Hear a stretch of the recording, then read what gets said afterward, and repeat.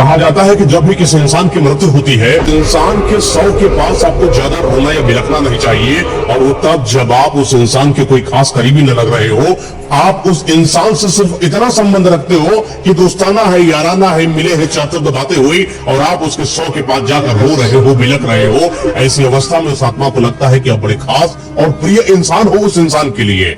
आपका रोना तभी लाजमी होता है जब आप उसके भाई हो, आप उसकी बहन हो, माँ बाप हो, या कोई खास करीबी रिश्तेदार हो जिससे वो बेहद प्रेम करता था, और तब आप जब रोते हो तब बात अलग होती है। लेकिन जब आप उसके इतने खास करीबी नहीं कि वो इंसान आपके रोने पर खुश महसूस हो, या मुक्त महसूस हो, या मोक्षमय महसूस हो, तब आपके साथ बहुत गलत हो सकता है। और ऐसा ही एक गांव के अंदर एक ऐसा परिवार है, जब वो मोहल्ले में कोई इंसान खत्म हो जाता है, उस इंसान के खत्म होने पर उसके 100 के आसपास रो रहा होता है, बिलख रहा होता है, और रोते रोते इतना रोता है कि लोगों को लगता है कि इससे ज्यादा प्रिय कोई इंसान उसके लिए नहीं है।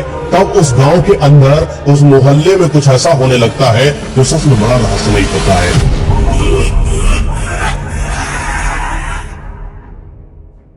कहा जाता है कि मौतें बड़ी रहस्यमयी होती हैं। मौतें अपने अंदर बहुत कुछ समेट कर चलती हैं। मौत बस इतनी नहीं कि कोई इंसान खत्म हो चुका है और आपने उस मरे हुए 100 पर कफन लिपटाया और आप ले जाकर शमशान घाट में चिता लगाकर अंतिम संस्कार और दाह संस्कार कर दिए, उस इंसान का वर्चस्व खत्म हो गया। ऐसा नहीं। मौत अपने अंदर समेट कर चलता है भूतकाल, मौत अपने अंदर समेट कर चलता है आगामी भविष्यकाल, और मौत के पास बहुत कुछ होता है। कई बार मौतें बड़ी आकस्मिक होती है, कई बार मौतें बड़ी रहस्यमयी होती है, कई बार विधाता द्वारा रचित होती है, कई बार स्वयं इंसान खुद को मार लेता है आत्महत्या के रूप में, आग में कूद जाने के रूप में, एक्सीडेंट के फॉर्मेट के रूप में, या कई बार तो कोई इंसान गलत गतिविधि या साधना शक्ति को पाने के लिए करता है, और गलत रूप से अपने आप पर बड़ी शक्ति का प्रवाह जब होता है, झेल नहीं पाता और वो मर जाता है, तब ऐसी आत्माएं बड़ा ही प्रचंडकारी विनाशकारी रूप लेती है, और इसका कहीं न कहीं भुगतान उसके आसपास के लोगों को करना पड़ता है। और ऐसा ही एक मौत एक गांव में हो जाती है, जो इंसान की मौत के बाद पूरे गांव के अंदर बवंडर आने वाला है, पूरे गांव में कुछ ऐसा होने वाला है जिसकी भनक तक किसी गांव के इंसानों को नहीं थी। यह इस गांव की अगर मैं आपको बात बताऊं, इस गांव में जमींदारी प्रथा चला करती थी, और मोहनलाल और सोहनलाल नाम के एक ही परिवार के दो भाई थे, और दोनों ही एक साथ रहकर इस जमींदारी के प्रथा का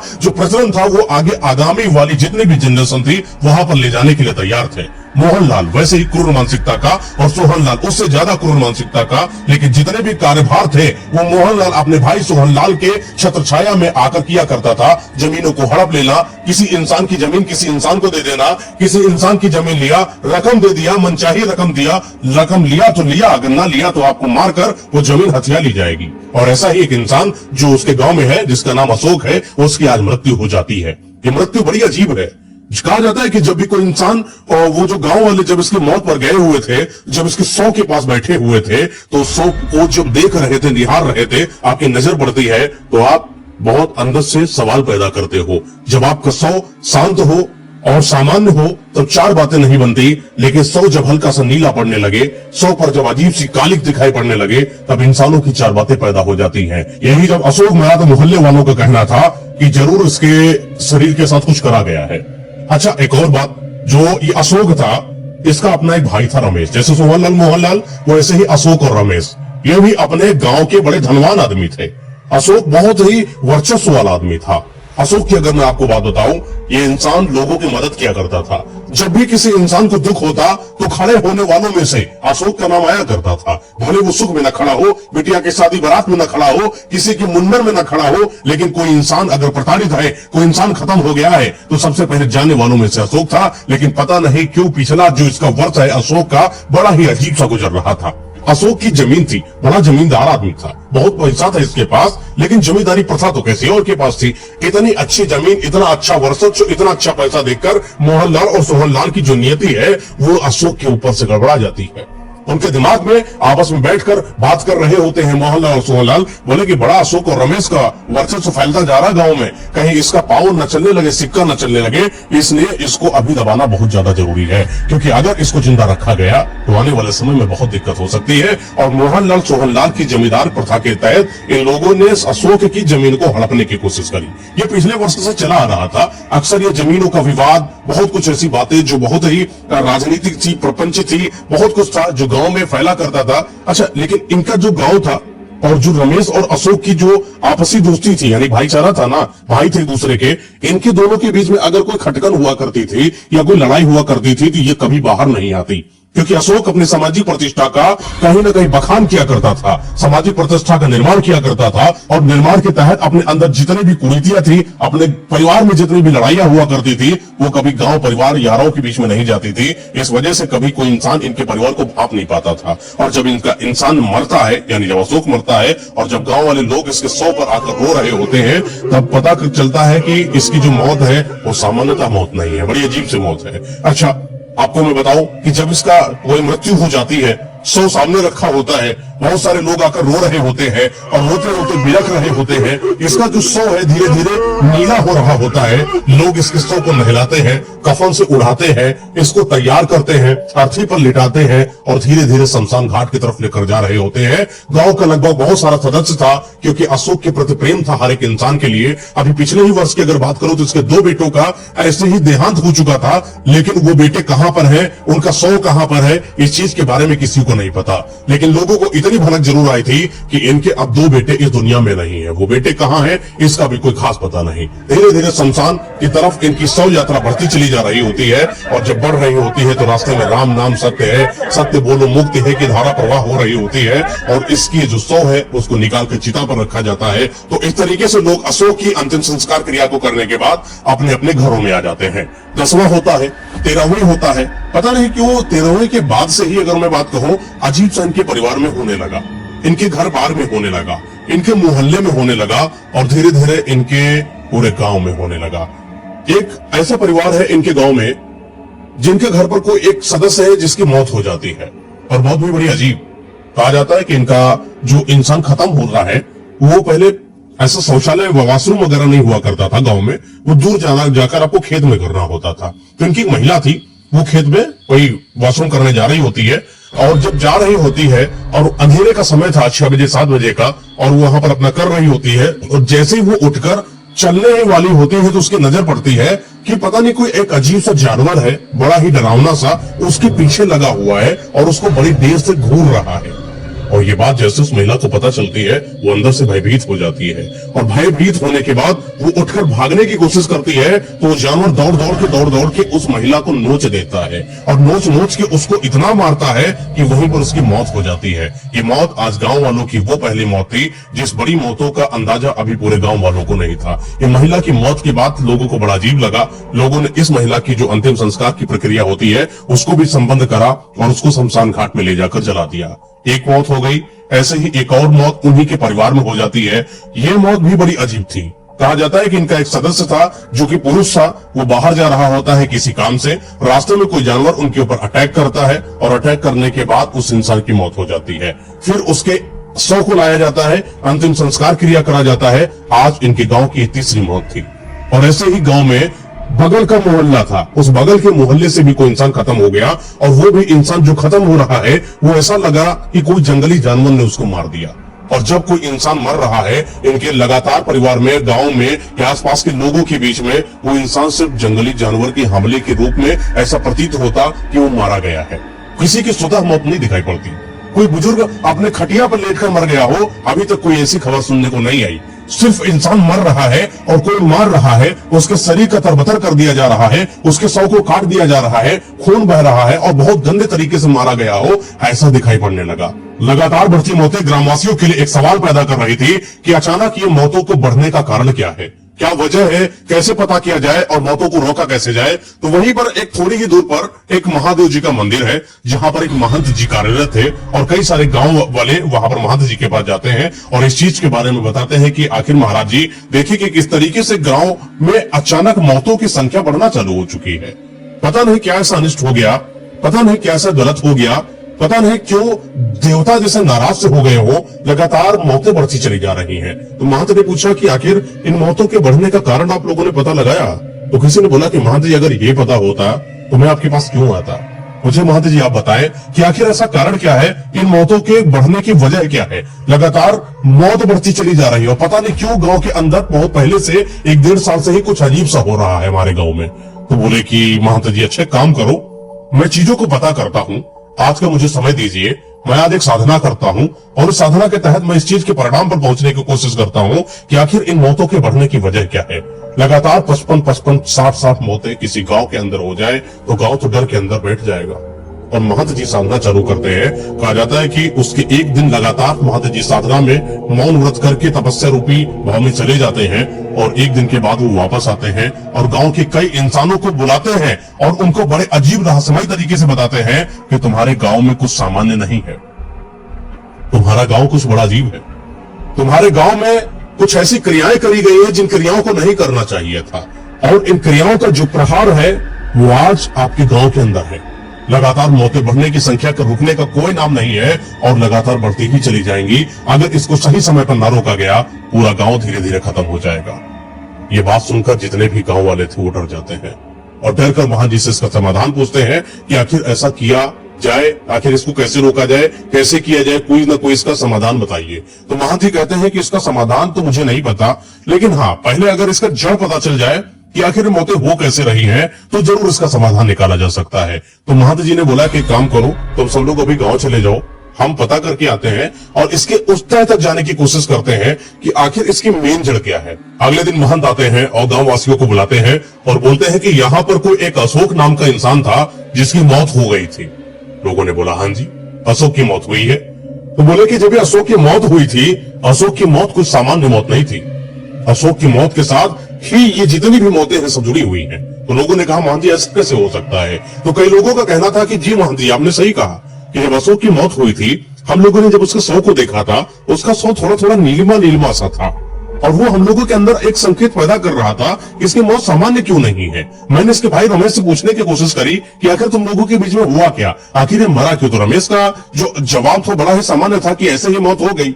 उसका भी कोई जवाब बड़ा अजीब सा था, हम लोगों ने कुछ पूछा भी नहीं। लेकिन आज जब महंत जी आप कह रहे हैं कि अशोक की मौत सामान्य नहीं थी, ये चीज सोचने का केंद्र बनती है। महंत ने बताया कि अशोक की मौत से ही जुड़ाव रख रही है ये सारी मौतें। अगर अशोक की मौत का केंद्र ना पता किया गया और उसका समाधान न करा गया, पूरे गांव के अंदर जितने भी लोग अशोक की मौत पर जाकर रोए थे सबकी मृत्यु होगी। और ये बात सुनकर जैसे ग्राम वासियों के पैरों के तले से जमीन खिसक गई हो। गांव में बहुत सारे ऐसे भी अभी लोग सामने खड़े थे जो उसकी मौत में, यानी कि जब उसका शव के पास जब शव यात्रा चल रही थी और उसके शव के पास जब गए हुए थे और रोए थे, बिलखे थे, तब कई सारे लोग वहां पर अभी भी सामने जिंदा थे।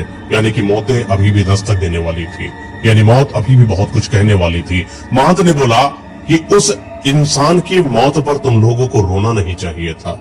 तो किसी ने बोला कि महाराज जी अगर कोई इंसान खत्म हो चुका है और वो अपना करीबी हो और उसके शव पर रोया न जाए तो शोक कैसे प्रकट होगा। तो महंत ने बोला कि हर शव के ऊपर रोना अच्छा नहीं होता, कुछ शव ऐसे होते हैं जिन पर ना रोया जाए तो बेहतर है। क्योंकि जो अशोक मरा है वो उसकी मौत अघोर मौत है, वो कोई सामान्य मौत नहीं है। और जब भी किसी इंसान की अघोर मौत होती है वो बहुत ही रहस्यमयी होती है। अब या तो इसका तय पता चल जाए कि आखिर ये जो अशोक मरा है इसका अघोर मौत से क्या कनेक्शन है, तो इसका कोई सवाल का जवाब मिल पाए, तब उसके तह तक पहुंचा जाए और उसका समाधान तक पहुंचा जाए। तो वहां के गांव वालों ने बोला कि रमेश को बुलाओ, क्योंकि उसका भाई था। रमेश को बुलाया जाता है, रमेश से पूछा जाता है कि अशोक के साथ आखिर हुआ क्या था, सच बता दो वरना सारे के सारे गांव वाले मारे जाएंगे। रमेश ने बोला मुझे नहीं पता, मुझसे मत पूछो, मेरा भाई था, आज उसके दोनों बेटे भी इस दुनिया में है नहीं, मेरे भतीजे पता नहीं कहां पर है। मैं इस चीज में ऑलरेडी मैं शोक में हूं और तुम लोग मुझसे ऐसा क्वेश्चन करके मुझे बड़ा ही शर्मिंदा कर रहे हो। मैं आखिरकार मैं रमेश को मारूंगा क्यों, मेरा क्या स्वार्थ।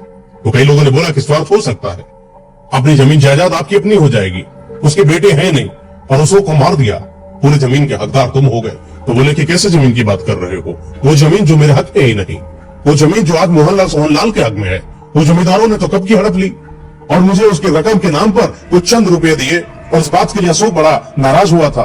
अशोक ने जाकर जब मोहनलाल सोहनलाल से इस बारे में बात करी तो उन लोगों ने इसके ऊपर गुस्सा दिखाया। मुझे नहीं बताया कि अशोक ने एक्चुअल में हुआ क्या था, मुझे बस इतना पता था कि मोहनलाल और सोहनलाल ने उनके साथ गलत किया। मैं कई बार मोहनलाल और सोहनलाल के पास जाकर पूछा कि आखिर हुआ क्या है, तो उन लोगों ने मुझे तो बाहर से ही लतेड़ कर भगा दिया। अगर किसी चीज का जवाब चाहिए तो तुम्हें मोहनलाल और सोहनलाल के पास जाना होगा। तो यहाँ के कई सारे गांव वाले जमींदार जो थे उनके पास जाते हैं और इस चीज के बारे में अर्जी लगाते हैं कि मुझे इस चीज का जवाब चाहिए कि आखिरकार जो अशोक है उसकी मौत क्यों हुई। इतने में मोहनलाल टहलता आता और दौड़कर लोगों के सामने चिल्लाता हुआ बोलता है कि तुम लोगों की औकात कैसे हुई जो आज हमारे घर में आकर हमारे ही दहलीज के पास खड़े होकर और हम से सवाल जवाब कर रहे हो, और वो सवाल जवाब जिसका जवाब देने में मैं रुचि ही नहीं रखता। मुझे नहीं पता तुम्हारे अशोक की मृत्यु कैसे हुई, और अशोक की मृत्यु हुई तो उसका संबंध मुझसे क्यों जुड़ा जा रहा है। तो वहां के महंत ने बताया कि अशोक की मौत का जब तक सच पता नहीं चलेगा तब तक आने वाली जो मौतें गांव के अंदर हो रही हैं उसका समाधान नहीं हो पाएगा। इस बात के लिए मोहनलाल और सोहनलाल दोनों मना कर देते हैं इस चीज के बारे में कि मुझे अशोक के बारे में कुछ भी नहीं पता। आप लोगों के हाथ में कुछ भी नहीं, सिर्फ सवाल है लेकिन जवाब नहीं।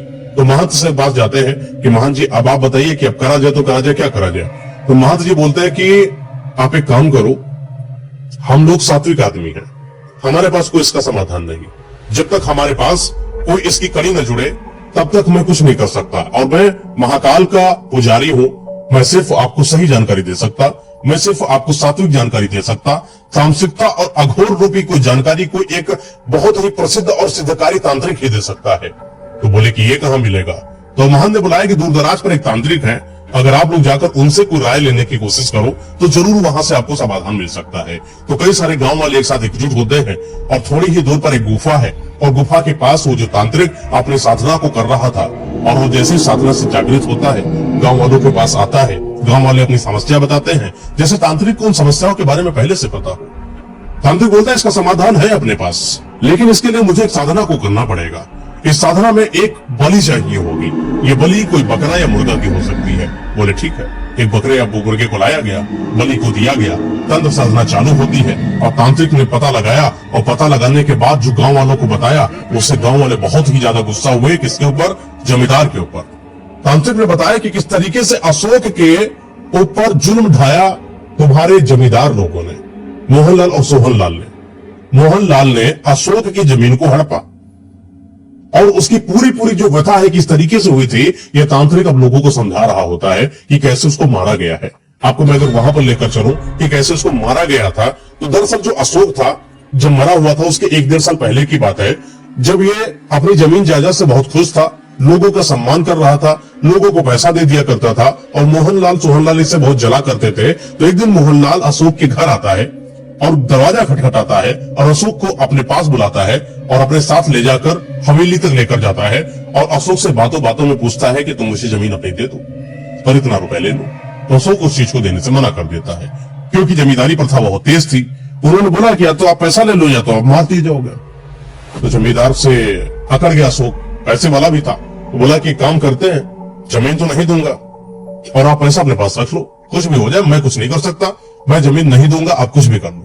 अशोक अपनी धुन पर अड़ा हुआ था और वो मोहनलाल सोहनलाल लोग अपनी धुन पर अड़े हुए थे, यानी जमीन चाहिए, ये जमीन ना देने के लिए तैयार।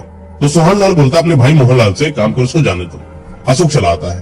थोड़े दिन के बाद अशोक के जो 2 बेटे थे उन दोनों बेटों को मोहनलाल और सोहनलाल अगवा कर लेता है, उठवा लेता है, उठवा कर अपने पास लाकर फिर से अशोक को बुलवाता है।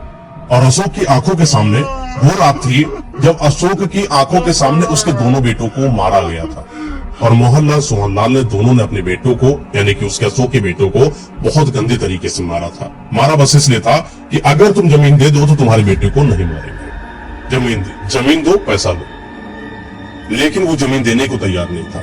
दोनों के बेटों को मार दिया गया, और उसकी आंखों के सामने एक बाप अपने बेटे को रोता हुआ देख रहा था, एक बाप अपने आंखों के सामने अपने बेटों को मरता हुआ देख रहा था। सोचो उस बाप के ऊपर क्या गुजरी होगी। अशोक अपनी आंखों के सामने अपने दोनों बेटों की मौत को देखकर अपने आप को संभाल नहीं पाया, और मोहनलाल सोहनलाल ने धक्का देकर अशोक को वहां से भगा दिया था। अशोक अपने घर आता है, पता नहीं कुछ दिनों के अंदर वो अपने आप को अपने आप से ही खो बैठा था। उसे को समझ में नहीं आ रहा था कि आखिर करा जाए तो करा जाए, क्या करा जाए। रमेश जो कि उसका भाई था, कई बार उसने पूछा कि भैया क्या हो गया, आप कुछ परेशान दिख रहे हो और बेटे भी नहीं दिखाई पड़ रहे। तो रमेश से वो कुछ बहाना बना देता अशोक, और इस चीज के बारे में तय नहीं बताता कि आखिर उसके साथ हुआ क्या, क्योंकि अशोक जानता था कि अगर रमेश को बात पता चल जाए तो रमेश वहां लड़ने चला जाएगा, और जैसे उसके दोनों बेटों को मार दिया गया है कहीं वैसे ही रमेश को न मार दिया जाए। तो अशोक ने क्रिया को चालू करा। अशोक एक अघोर संप्रदाय से मिलता है, वहां पर इसका कोई जानकार था, उनके ही संपर्क से एक अघोर संप्रदाय के एक अघोरी इंसान मिलता है, और अघोरी इंसान से इस चीज के बारे में बातचीत करता है। तो अघोरी बोलता है कि काम करना पड़ेगा, अगर तुमको इसका बदला लेना है तो तुमको अपने आप को अघोर को समर्पित करना पड़ेगा। तो बोला कि वो कैसे होगा? तो बोला एक काम करो, इस तरीके से ये विद्या है, इस विद्या को हासिल करो और इस विद्या को हासिल करने के बाद अपने आप को मार दो और मारने के बाद अपनी आत्मा को अघोर को दे देना। और जब तुम अघोर को दे दोगे तुम्हारी आत्मा में बल आ जाएगा, उस बल के तहत तुम जमींदार के पूरे परिवार को नष्ट कर दोगे। तो अशोक ने बोला कि कुछ और तरीका?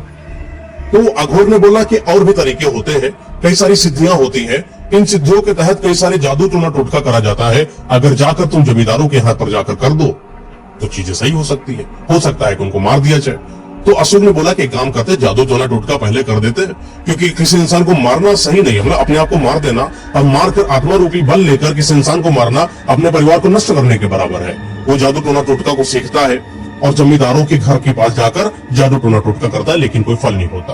कारण क्योंकि जमींदारों ने जो मोहनलाल सोहनलाल था, इन्होंने अपने घर के बीच में एक ऐसे कलश का निर्माण करा था जिस कलश के अंदर इतनी क्षमता थी कि कोई भी इंसान अगर तंत्र जाल इनके खिलाफ बुनता है या आसपास को जादू टोना टोटका करता है, उसका असर इनके ऊपर नहीं पड़ेगा, क्योंकि ये दिमाग के बहुत बेकार आदमी थे। इनको इतना पता था कि अगर किसी इंसान के साथ गलत करेंगे और कोई इंसान गलत गतिविधि के साथ इनके परिवार के ऊपर कुछ जादू टोना टोटका कर दे, उसका दुष्प्रभाव कहीं ना हो जाए, इसलिए पहले से ही अपने आप को रक्षा दल में डाल दो। यानी अपने परिवार और अपने पूरे घर और अपने सदस्यों को इन्होंने रक्षा रूपी उस कलश से संभाल कर रखा हुआ था। इसी वजह से अशोक के द्वारा करा गया कोई भी जादू टोना टोटका उनके घर के ऊपर असर नहीं करता। बहुत कुछ प्रयत्न हो गया, तो फिर जाकर अशोक अघोर से बोलता है कि ये चीज हो नहीं पा रही है, बहुत प्रयत्न कर लिया लेकिन उनका कोई बाल बाका नहीं हो रहा है। तो अघोर बोलता है कि आपको शायद नहीं पता कि इनके घर के अंदर एक कलश है, वो कलश की इनकी रक्षा कर रहा है और ये कलश तभी टूटेगा जब तुम अपने आप को समर्पित करोगे अघोर को, और अघोर रूपी जब आत्मा के अंदर बल होगा तब जाकर तुम मोहनलाल और सोहनलाल को मारकर अपने दोनों बेटों के मरने की जो आग होती है उसको शांत कर सकते हो। और ये बात जैसे अशोक को पता चलती है, अशोक ने बोला ठीक है। विधि का निर्माण किया जाता है, साधनाओं को तैयार किया जाता है और यह अपने आप को अघोर को समर्पित करने के बाद अपने आप को मार लेता है। और वही मारने के बाद जैसे ही अपने आप को मारता है, इसका पूरा शरीर जो है नीला हो जाता है, यानी इसकी जो मौत है वो अघोर मौत थी। अपने आप की आत्मा को अघोर को जब समर्पित कर दिया, अब इसकी आत्मा के साथ फिर से एक गलत काम हो गया। एक आत्मा को जब अघोर के रूप में लिया जाता है तो नियम तो यही था कि आप जब आत्मा को अघोर को समर्पित कर दोगे, जो चीज चाहोगे वो चीज आपको मिल जाएगी, लेकिन ऐसा हुआ नहीं। अभी आत्मा को बल चाहिए था और बल के लिए बलि चाहिए थी, और बलि किसी ऐसे इंसान की जो उनके प्रिय हो। और प्रिय कैसे पता चलेगा? जो इंसान उसके सौ पर आकर रोया था। यानी कि जब ये इंसान खत्म हुआ अशोक, जब इसकी आत्मा बन जाती है तो आत्मा को वो बल देने के लिए वो उन इंसानों की बलि अघोर को देने लगा जो इंसान उसके सौ पर आकर रोया था। हर एक इंसान जो आज गांव का खत्म हो रहा था वो बलि के रूप में खत्म हो रहा था, और वो तब तक खत्म होता रहेगा जब तक अघोर इस चीज के बारे में सुनिश्चित ना कर दे कि अब तुम्हारे आत्मा के अंदर इतना बल आ चुका है कि तुम जमींदारों को खत्म कर सकते हो। ये बात तांत्रिक सारे ग्रामवासियों को बता देता है, और गांव वालों को जैसे इस बात के बारे में पता चलता है कि आखिर इतना सब कुछ हो गया अशोक के साथ, और अशोक ने किसी को बताया तक नहीं, ये चीज हर एक इंसान के लिए बड़ी रहस्यमय थी। सब लोग दौड़ते दौड़ते जमींदारों के पास जाते हैं और मोहनलाल और सोहनलाल से बोलने लगते हैं कि इसका मुझे कोई समाधान दो, क्यों तुमने मारा था अशोक को, और अब जब तक कि वो लोग तुमको मार नहीं देंगे, यानी कि मोहनलाल और सोहनलाल को, तब तक पूरा गांव ऐसी मौतों को झेलता रहेगा। ये बात जैसे ही मोहनलाल सोहनलाल को पता चलती है, ये इनको अंदर से डर भयभीत अंदर से लगने लगता है, और ये अपने आप को और ज्यादा मजबूत करने के लिए कि कहीं वो आकर अशोक की आत्मा इनको मार न दे, अपने और भी साधनाओं को ये चालू करते हैं जिससे अपने ऊपर ये बड़े रक्षा कवच का निर्माण कर सके।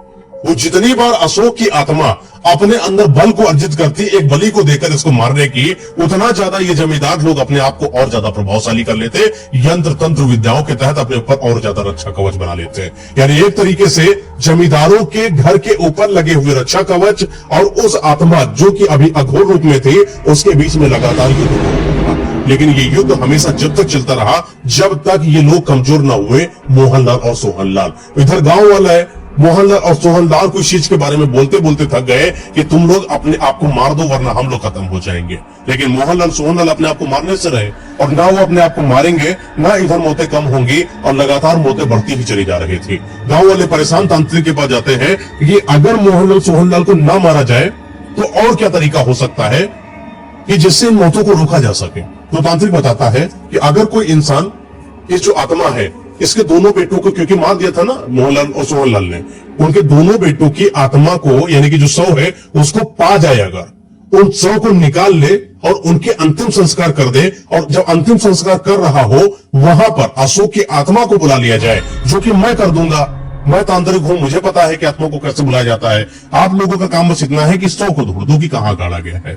सारे गांव वाले शव को ढूंढने निकल जाते हैं, लेकिन शव पता ना चले, क्योंकि वो गाड़ा गया था मोहनलाल और सोहनलाल के द्वारा।